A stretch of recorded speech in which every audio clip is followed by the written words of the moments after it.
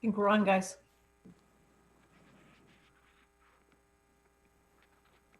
Good evening. Hey, so we're live on TV now. We just got the chat. Perfect. Hi, everyone. Do we have Lorraine? Not yet. Okay. I'm sure she'll be here momentarily.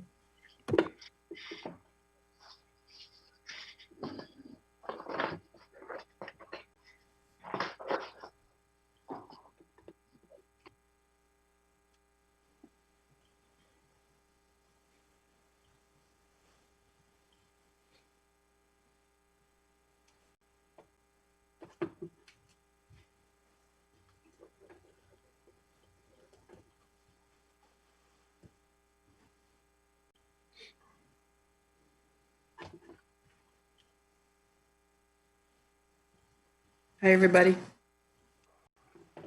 Good evening.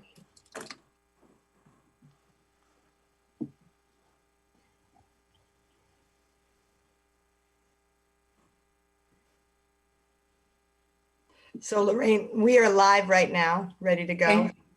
Great. All right, but I'll just do a roll call here. I've got, let's see who I see. Paige Barney.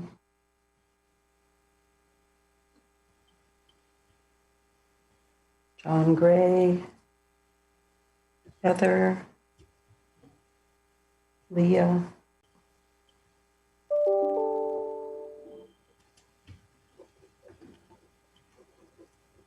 Dan. And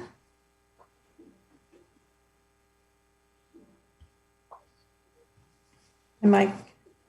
Sake. Catherine. Beth. Weirling. Hi. John, Eva. Yes, good evening, Lorraine. Hi, John. And Mike Stanton, is that you?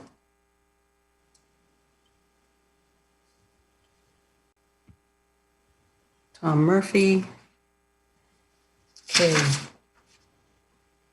So I've got Tom, John, Eva, Catherine Rollins, Heather, Mike Stanton, Leah Gibson, Paige, Mike Saig, John Gray, Barney Overett, and Dan Krantz. I miss anybody? No? It's good. Okay. All right, why don't we get started? Can I get a motion to approve the meeting minutes from September 16th? We just made two minor changes on it. In the paragraphs talking about the mission and vision statement, it was referring back to the charter. So we just changed the word to match. Mission is what was following, and then vision was what was following. Anybody have any other changes? No. A motion to approve?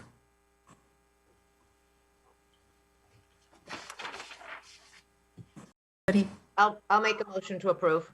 Seconded. Anybody opposed? We're good. Okay, great. All right, so subcommittee reports. So this will be our first round. At our last meeting, everyone had signed up for different subcommittees. So we'll start off with the Rail Trail Pedestrian Transit Group. You guys want me to jump in on this, and then you can Catherine and Tom and Paige and I met last week on this, on the rail trail, and at least the initial vision is to start potentially from the station at Patriot Place and have a pathway to Uptown. Right now we have more questions than answers. We had questions whether the town would support it, and then we decided we'd wait and we'd talk to Heather after we start to put some plans together, because we wanted to talk about open space and the rec department and their thinking on it. We wanted to be able to check in on the master plan and see if there was anything in the master plan that spoke directly about rail trail or pedestrian or alternative vehicle connections, i.e. bikes.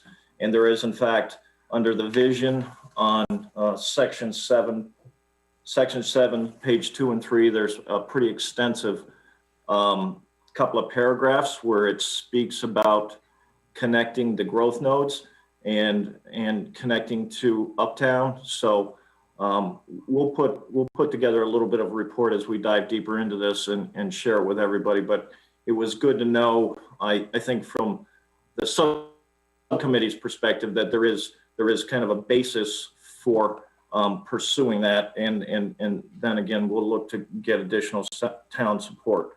You know, we had talked about doing a survey. I think when we get a little further into this, we'll talk to the group about whether going out to a survey to the town is appropriate.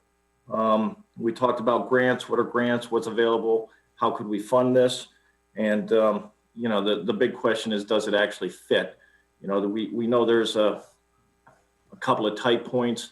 And John Eva, we'd want to talk to you because we're aware of some tight points as we get up towards Schneider Electric.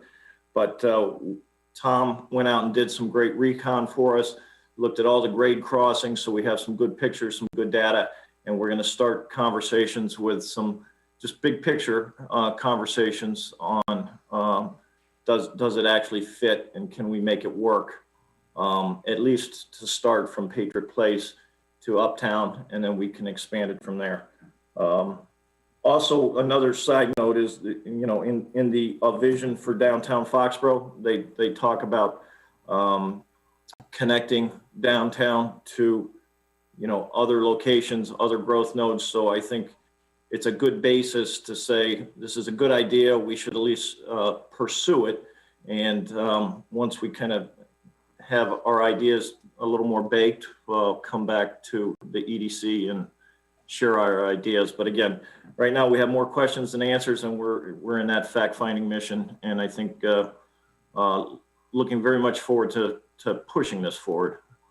Tom, Catherine, Paige, anything you want to add to that? Well, I did have the chance to talk to Jane, and she pulled out some excerpts from the open space and rec plan. It's not finished yet, but it's in draft mode. And there was also some survey questions. So much like the master plan, it does appear, and Heather, correct me if I'm wrong, but it does appear that there's some community support. I mean, I have some specific quotes here, you know, that folks would like more bike paths, they more walking paths, need safe areas to bike. You know, it seems to be a win-win. I will note that there is a lot of mention of not just walking, but bicycles, you know, and not just bicycles through the woods, but bike paths. So it would probably be something that would want to be used not just by pedestrians, but by bicycles. So. And I think that's the vision that we see as well. And just so everyone knows, Beth that you see on the screen and for everybody live on TV works with me. So she's just on.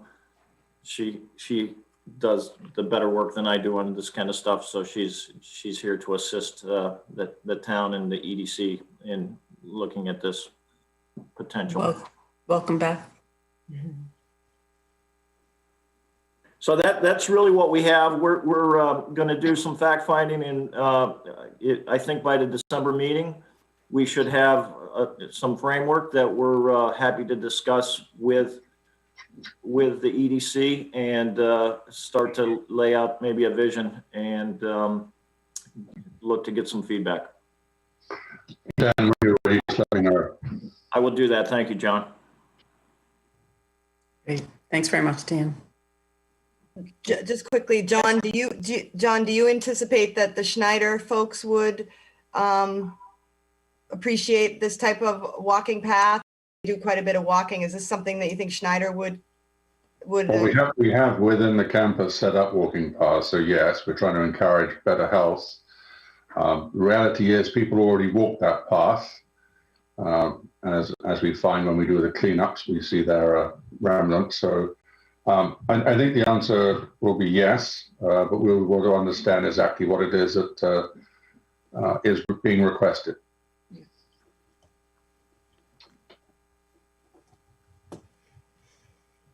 Any other questions? I just Dan, you can reach out to me whenever you need to, for rec and open space. I'm happy to help however you need. I know from when we were doing the lane project up on North Street with Schneider, that was a big thing that they wanted to try to get it, all the way through to their campus uptown. So we explored it a little bit back then. I'm happy to help however you need. Yeah, thank you, Heather. So we'll get kind of our first round of due diligence in the next couple of weeks, and then we'll reach out to you and drag you in to get some of that feedback and some of those great ideas. Okay.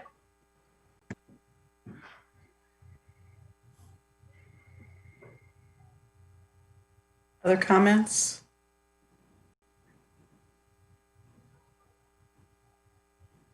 Great, thanks, Dan. Okay, the next group would be Route 1 Subcommittee Update.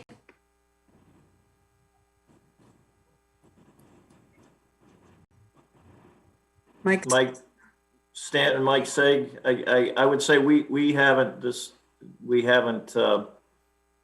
couple of things on the agenda, but we have not recently met. So I would say that there would be no update at this time.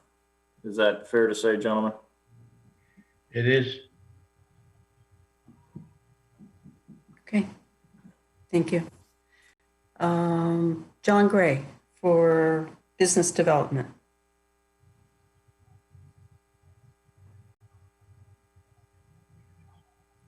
John, you're on mute.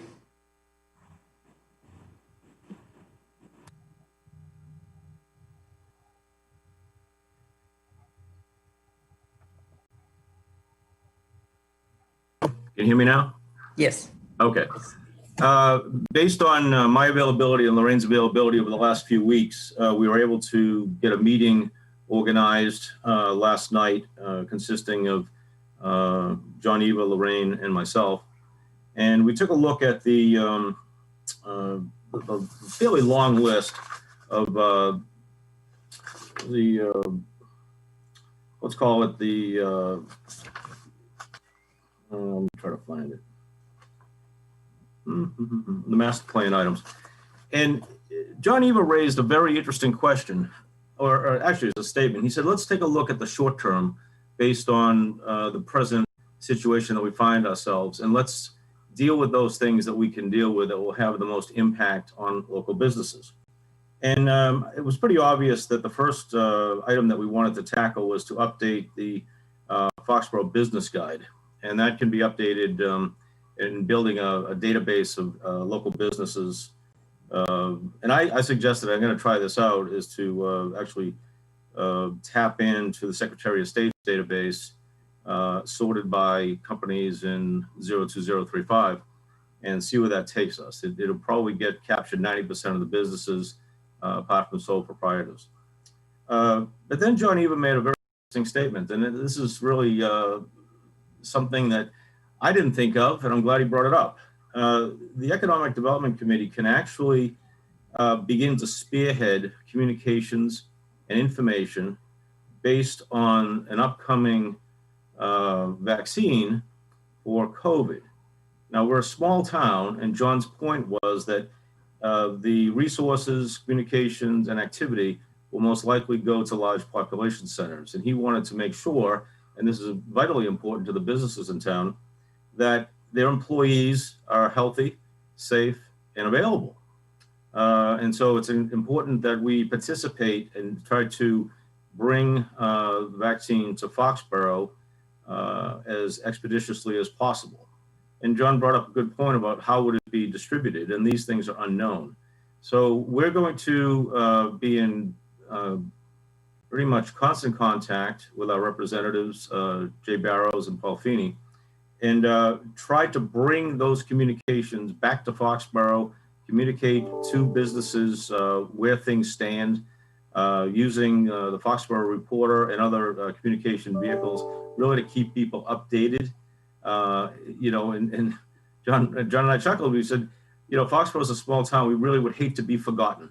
And the squeaky wheel gets the oil, so that if you don't have employees, you don't have businesses. And that was the point that John made, and it was a great one. So we're going sort of off the list to tackle the communication issues. Now, granted, there's going to be other people in town participating, Health and Human Services, of course, but we're going to be participating strictly from the point of view of supporting businesses and keeping them abreast of news and other information that will benefit them and their employees. And we'll share that with the rest of the town.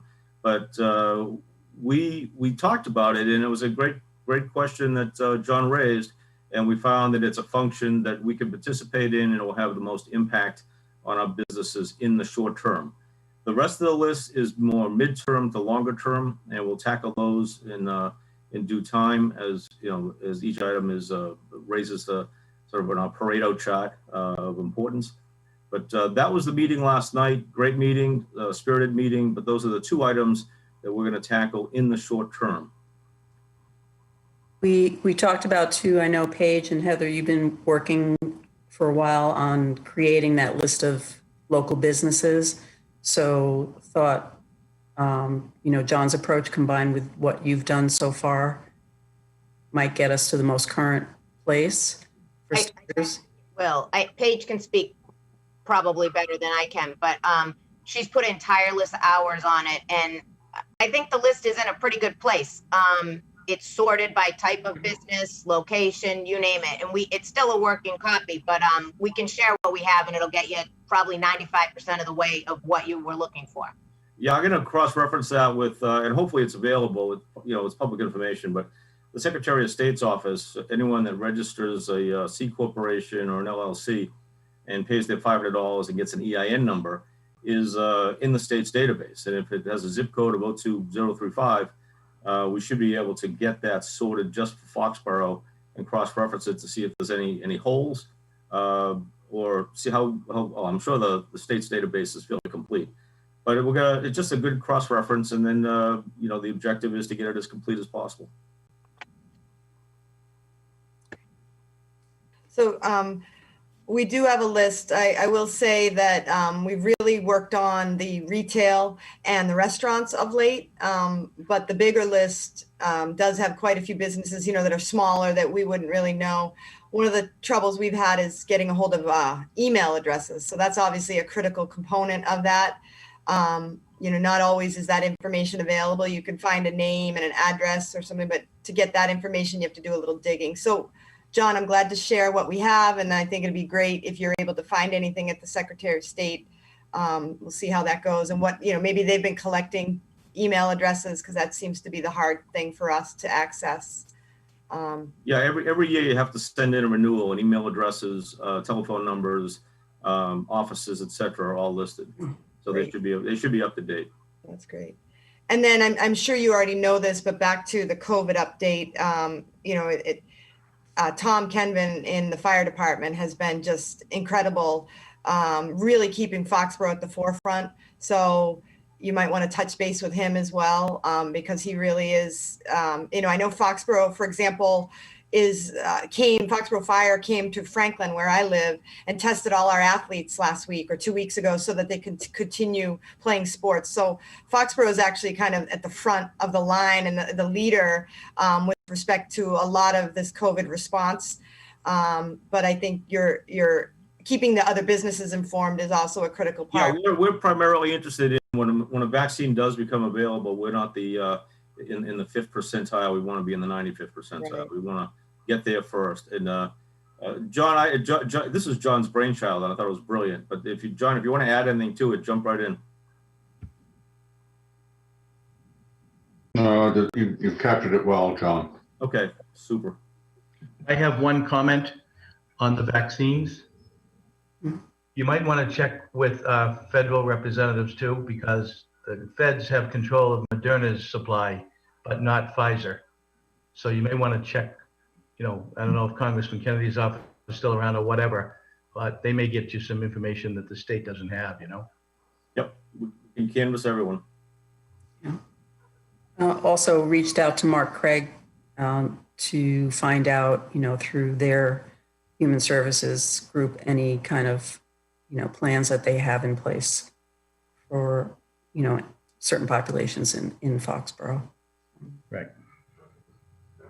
Again, I assume Tom's spearheading all of that for us just because I believe Foxborough has actually been designated now as they're allowed to give vaccines. They did all their phone flu clinics. So, and I know Mark is working closely with Tom. So yeah, you guys have all the right people in mind. Okay. Any other questions, comments?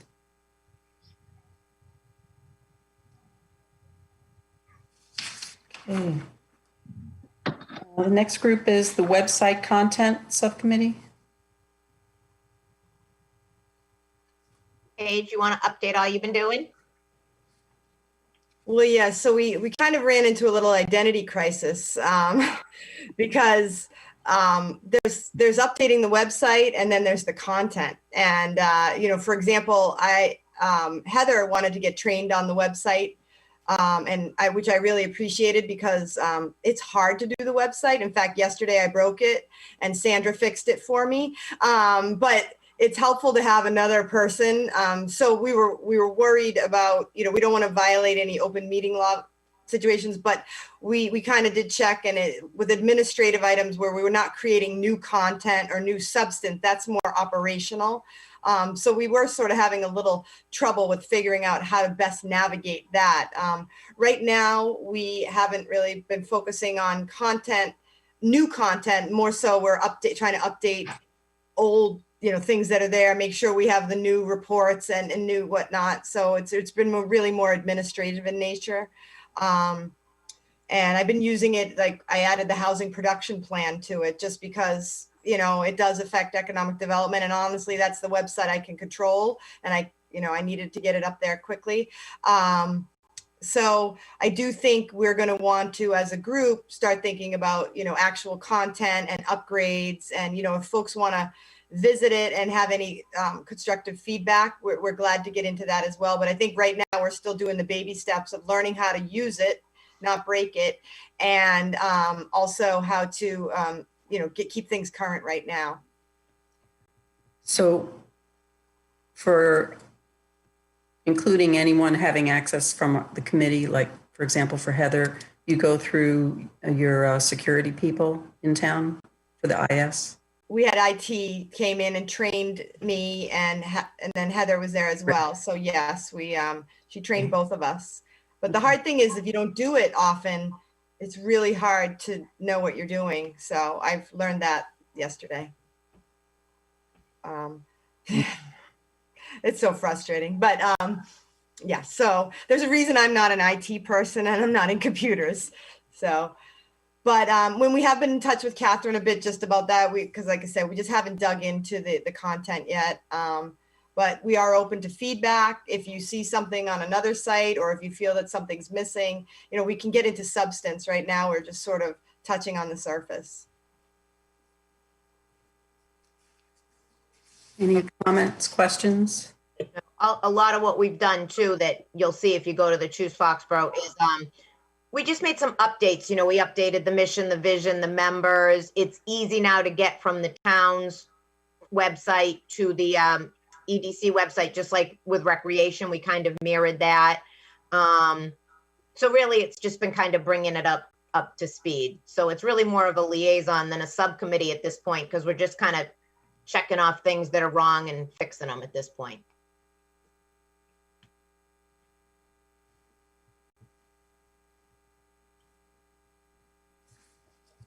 Any other comments? Okay. Thank you. Last one, Uptown FCBC Subcommittee.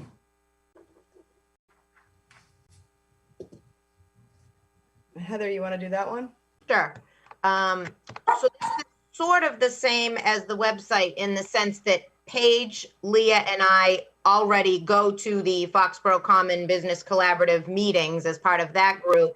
And we're all involved in the Uptown Happenings Facebook page, although I'm the only admin, but we all kind of decide what should go on there. And we really just kind of report back to this group. We have not, we did meet once, right, since our last EDC meeting. And the focus of that was the Shop Local promo that we're starting that hopefully you guys have heard about or seen. Pretty much in a nutshell, we are getting window clings, which will go out to all the businesses, which sort of say, you know, each shop, thank you, whoever did that. Look at that. That's our billboard that we got.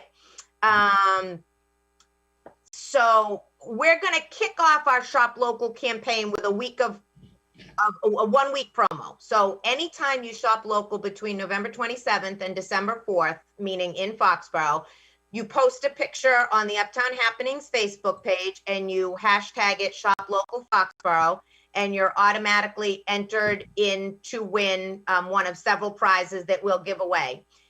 Oh, and that's what the billboard is going to look like for the Shop Local campaign. So we have window clings, billboards, flyers, and the idea is we're just hoping to get people thinking and stimulate people shopping local all year round, but we're hoping with the holidays that we can really kick it off strong. And I know that I've already roped Tom Murphy, and if anybody else is around and would like to help us get the window clings and flyers out to the local businesses, we're hoping to get them all out to the businesses by early next week because the promo starts Friday. So we have all the restaurants and businesses, we have a list, and if anybody else is around, they can let us know and we'll get you a stack and you can, you know, go out and give it to the businesses. What else? Leah, what am I missing on page? The Uptown banners are happening. So the banners one banner was printed. You guys have probably heard of these banners that the Foxboro Common Business Collaborative had this idea and they took the collections for it, and certain businesses could sponsor a banner. So they had one fabricated and Dave Laliberty put it up on the pole. It fit. So they moved forward with printing the rest of them. So that's exciting. Those should be coming. I'll have to see timing wise if we can get them in at all before the JC's holiday ones go up, or if it just makes sense to put them up after the JC's holiday banners. But I think it's exciting and it will dress up Uptown a little bit and look a little nicer up there. And with that, we had to find, so the great thing is we're using a local firm, Hawk Marketing, and they're doing the work for us. So it's all in Foxboro. I think it's a big job for them. You know, it's been a little painful because we keep, you know, trying to tweak the design. But I think now that we're in production, we now can move forward with the wayfinding signs as well. And I think once we start to have the banners up, I know we've been talking about this forever, but we really got frozen in the sort of production part of it, but we're past that now. And so Bob at Flaherty at Hawk Marketing is also working with Chris Gallagher on the signs. He's doing a prototype because we were afraid the ones we were going to order were going to be too big. So he's doing a prototype for us. But we think, you know, right after the new year, when the JC banners come down and we could start putting some of this signage up, it's going to really start to transform the Uptown area and make it look like you're arriving in a sense of place. So we can't wait to see it. There's been just so many hours and it's taken forever, but really there has been a lot of work behind the scenes going into it. So, you know, Heather and Leah have really carried that one and it's been really helpful.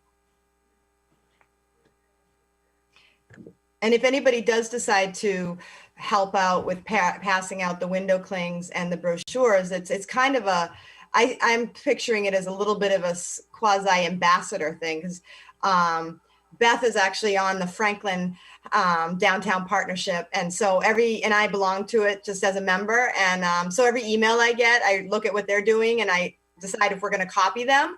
And so one of the things they were doing was taking like pictures of the proprietor in front of their store with the Shop Local banner. So we're gonna, like, when I go, I think I'm gonna try to get folks to do that as well, just because we find that people on Facebook really want to engage, and I do think there's a lot of people in town that would love to support local businesses. So I think it's a matter of helping them figure out how to do that and what's available. And, you know, Uptown, there isn't a ton of stuff, but you know, I think we can all sort of come up with, you know, oh, did you know you could go here and pick up a gift certificate for that? And you could stop over at Fabulous Finds for this and go to Cindy's and grab that. So like almost making suggestions. So it really does become, you know, sort of a way of life. It's like, it's almost a challenge to see how many things you can buy locally as opposed to on Amazon. So I think, you know, it can be a lot of fun, and we're going to try to get the businesses excited about it as well and show that we're trying to at least, you know, to what little token it helps, try to help them a bit.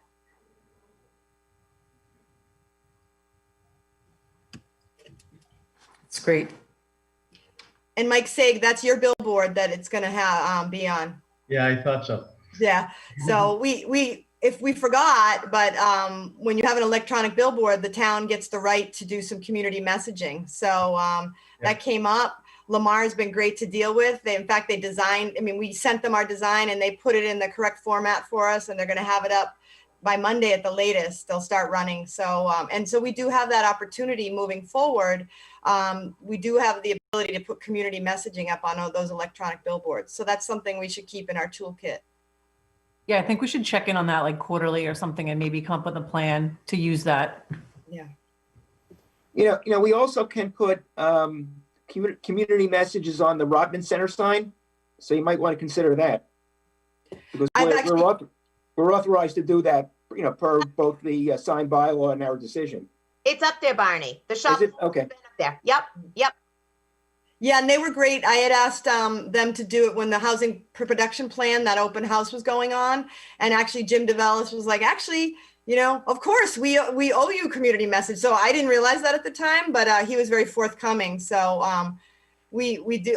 In fact, that was that made waves in like the regional planning agency. You know, MAPC is a pretty large planning agency. And the fact that we had our housing production plan on a marquee on an old theater pretty much was considered one of the coolest outreach ways. So we got props for that one. So definitely we plan to use those resources. Nice.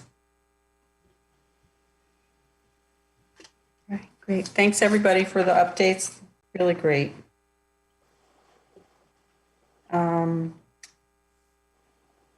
Any other comments before we move on? I think my only thing I would mention, and it's not on the agenda, but sort of planner's report, is just what I mentioned earlier as a housing production plan. I did email it out to everyone, and if anybody in the public is watching, I would hope they could go to the town website. It's foxboroma.gov, and it's right on the front page. We're going to be having some presentations. We're going to present to the Board of Selectmen on December 1st, and we're going to present to the Planning Board on December 10th. Those will be on cable for accessibility. But we have some open houses available as well to talk to the MAPC consultant who prepared it with us. So I'm really just encouraging the community and all of you to take some time and review it. We're in the final stretch. I kept the review period open for quite some time, like 5 weeks, to make sure everybody has time to look at this, because we really want to hit the ground running with, you know, implementation and moving forward of getting the housing production plan finalized and approved. And then moving on to the Walnut Street project and whatnot. So I just would encourage everyone to read it yourselves, to ask your friends and neighbors to do it. It's an awesome subject. And once we're done with it, we don't have to talk about that as much longer. We can get on to the fun part. Thanks, Paige.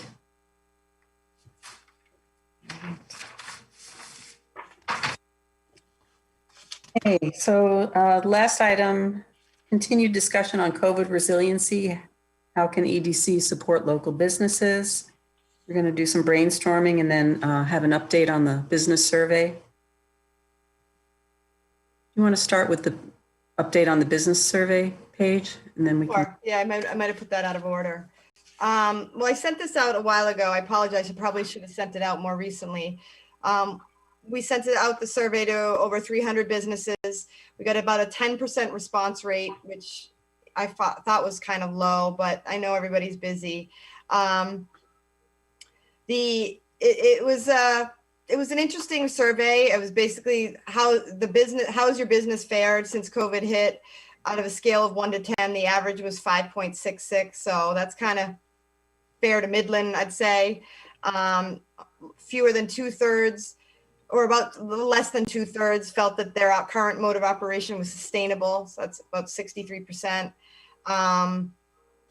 About half of the operations do not think they're going to at risk of ceasing operation, but a large chunk said they're just not sure. So there's still a lot of uncertainty out there.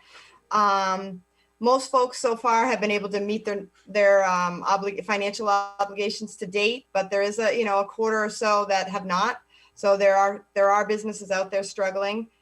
So one of the primary things that, and the reason why we're doing the shop local is because, businesses did ask for assistance from the town with respect to social media and getting the word out. So that's what the shop local effort really is to help them through, non-financial means.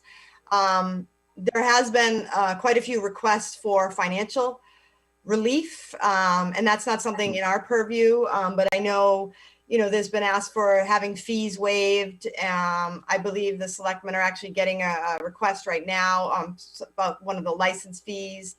I know some folks with like amusement fees, they're holding off on paying to wait and see what the year brings because they paid last year and they didn't really get to use it. So I know that there are concerns at the at the administration level of, it's hard to waive fees for some and not all. It's, is that fair to the community as a whole? So there's just a lot of moving parts there, but that was above and beyond. It does seem to be what folks were asking for. Not surprisingly, it was really financial relief. So, Bill Keegan's aware of this. I think the selectmen are aware of it. Again, it is a challenge to do that, but, I know some communities are, waiving some of their licensing fees. They might be the smaller communities that don't have as many, say, liquor licenses as Foxboro does. I mean, that's the hard thing. You can take from one pocket and put it into another, but overall the town finances would be affected. So it's really a tough call, for the leaders of the community and how to deal with that. But it does continue. I just saw a request this week, where folks are looking for grants, they're looking for assistance. Not much is coming down yet. At the federal level, the state had a program that's already closed. We still have our small micro enterprise grant funding available. I'm proud to say that we found out today that 2 of Foxboro's applicants made it through. They did all the paperwork and they're onto the next round. I guess the paperwork is horrendous for these federal grants, but we got kudos from the consultant managing it that 2 Foxboro businesses so far have made it to the next step. So that was really, I don't know, it's confidential, so I don't know who it is, but I was pleased to hear that. But we do still accept applications for the micro enterprises, but of course that's 5 or fewer employees. So there's a very small number of folks that this can help. And it is income based. So that makes it extra challenging. We're all, I think, waiting to hear what's coming at the federal and state level, if anything.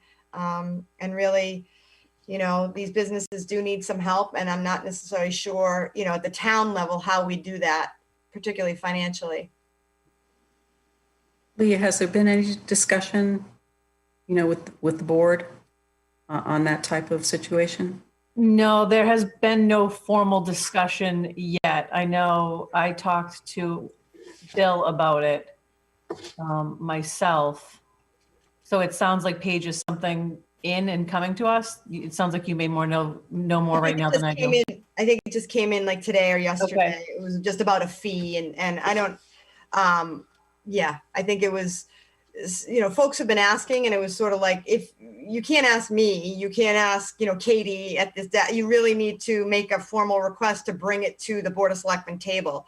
So I don't know exactly what was written or what was requested, but I believe that they were going to try to escalate it to that level to sort of start that discussion. Yeah, everyone saw the raw data that Paige is presenting right now. She presented that to us as well. So I think the gears have started, but no formal discussions yet, but it sounds like it's coming.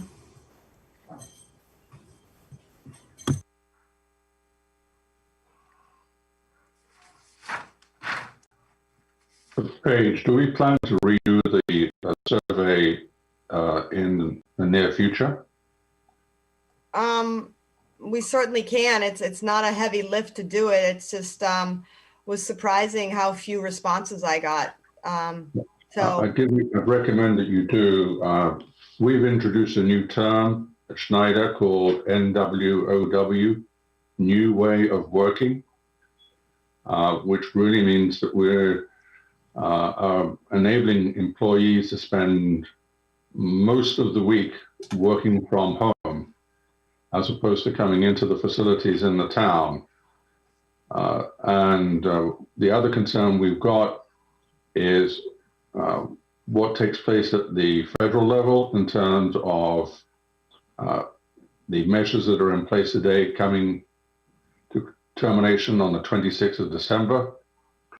So I think you might want to think around the end of January redoing the survey.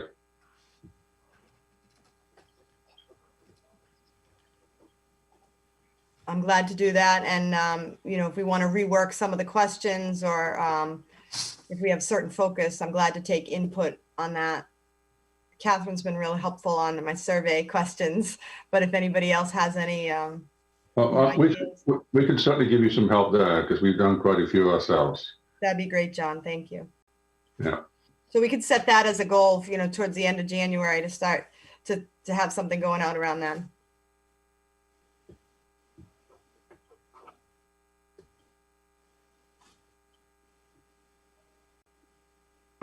Has anybody else sort of seen, heard, or received any helpful tips, ideas? Is there anything in your markets that you're seeing, or besides the almighty dollar, and it's so hard to really make a dent, I guess.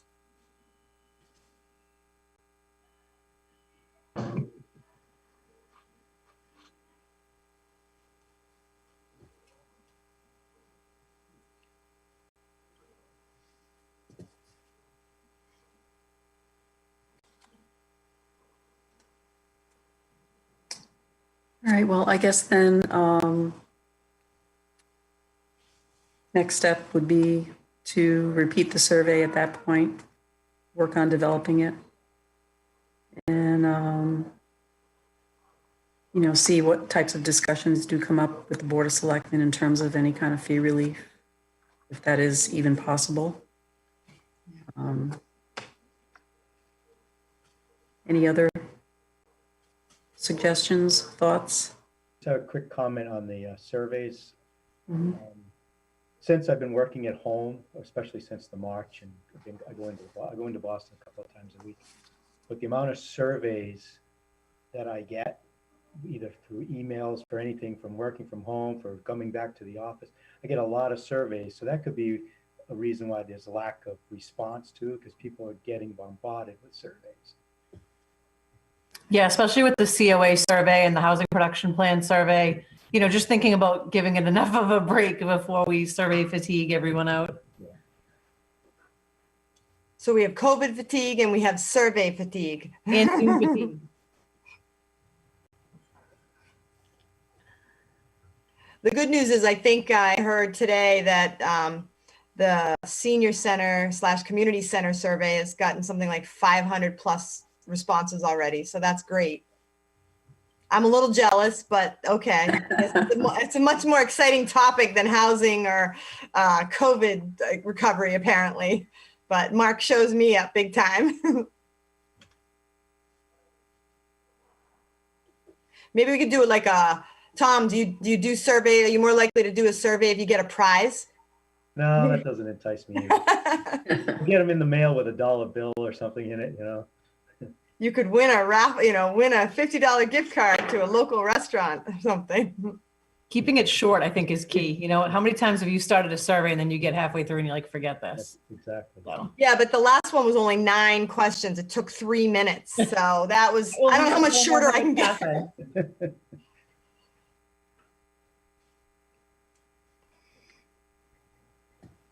All right, so I guess just last items, the upcoming meetings on December 20th, we've got the 5G discussion. Well, actually, that's wrong, Lorraine. Sorry, I had to repost the agenda to correct that. It's actually November 20th. It's Friday. Friday.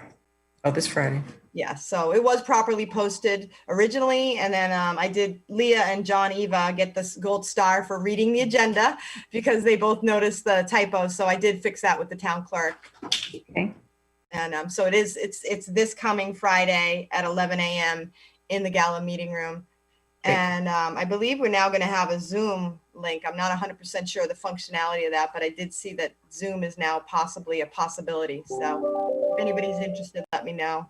Is that going to be, it's not going to be televised though, is it, Paige? I doubt it. It was not intended to be. I mean, it's more of, I'm not even sure what, it's more, Mike Stanton had the great idea of sort of getting us around a table and figuring out what this is for us. So it was really an initial fact finding. Okay. But I did see that we do have Zoom capabilities because we have some folks coming from, talking to us from outside of the organization. So I'm not sure how it's going to work capability wise, but I do believe we could actually Zoom folks in if need be. I was planning on attending, but now with the new numbers and town hall's not that big, so I don't want to take a place for someone that might matter. So if you're going to do a Zoom, maybe put me on it. I was just going to listen. I have nothing to contribute, so I don't want to take a spot that someone who matters might need. Okay, so let me check into the Zoom capabilities on that. Okay, thank you. And John, Eva, I know during, maybe it was the last meeting or the one before that, you had talked about, power outages and, internet outages. And I think that the 5G had possibly tied into that, but just know that that is another discussion topic we had asked to have on an upcoming Board of Selectmen's meeting. So I don't know that we have a date yet, but, having Chris Gallagher come in and talk about preparedness, with the winter coming, we've seen some power outages already. And Bill had suggested maybe we get National Grid in for that. So know that that is underway as well. I think I heard today at the department head meeting, I believe that's happening December 1st. Okay. That Ann from National Grid will be there and Chris Gallagher will be there. And I believe it's December 1st at the selectmen's meeting. So you can all Good. watch that and watch the housing production plan presentation, right? So it's a bundled meeting. Sounds long. That's good to hear, Leah. So John, feel free to, touch base with me before the meeting if there's any particular concerns, if you can't make it or anything like that. I'm happy to bring them forward. Thank you.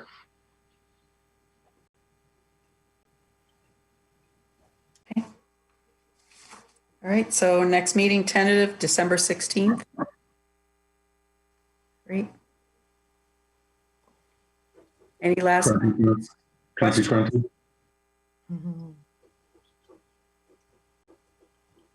All right, thanks, everybody.